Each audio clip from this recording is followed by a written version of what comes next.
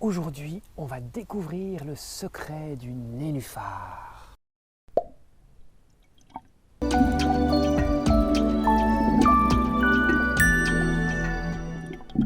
Aujourd'hui, mesdames et messieurs, j'aimerais vous présenter une plante préhistorique. Regardez le nénuphar blanc ou nymphéa.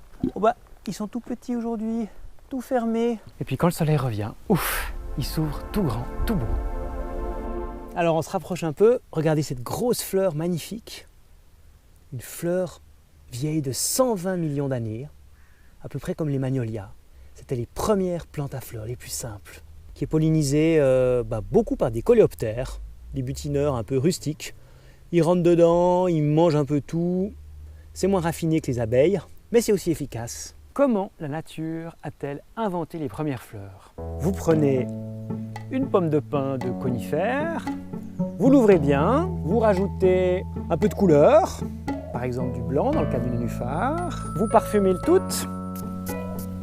irrésistible pour les insectes. Et puis pour les plus gourmands, vous rajoutez un peu de sirop, fait maison s'il vous plaît.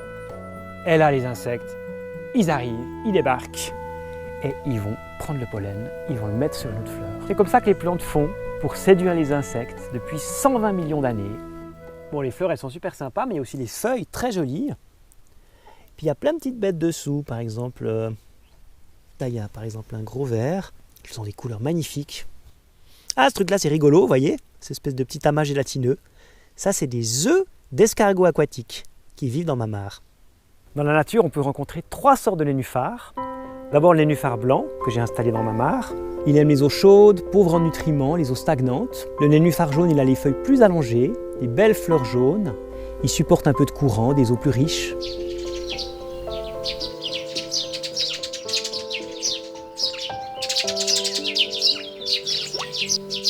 Et puis là, on voit le nénuphar nain, une grande rareté, extrêmement menacée, une relique glaciaire.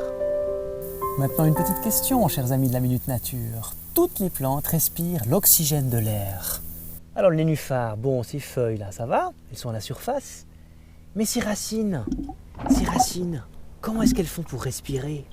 Quel est le secret du nénuphar? Vous avez une petite idée? Attention aux âmes sensibles, je vais prélever une feuille avec sa tige à l'aide de mon couteau. Voilà, j'ai prélevé la feuille. Et en fait, le secret, eh bien, il est dans l'épaisseur de cette tige-là.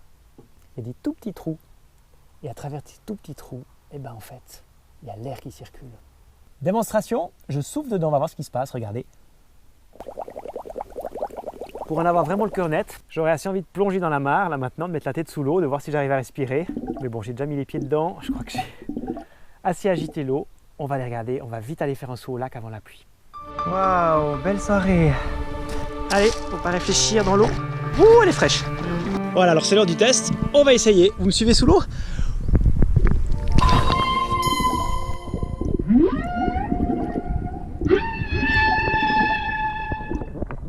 Ça marche, génial. Voilà, ça se passe près de chez vous. La Minute Nature, désormais, c'est toutes les semaines. Si vous voulez rater aucun épisode, vous pouvez vous abonner à cette chaîne YouTube en cliquant sur le bouton avec mon portrait à la fin de cette vidéo. Et puis, et c'est quoi cet insecte-là? Joli! Demoiselle ou libellule? Réponse la semaine prochaine dans la Minute Nature.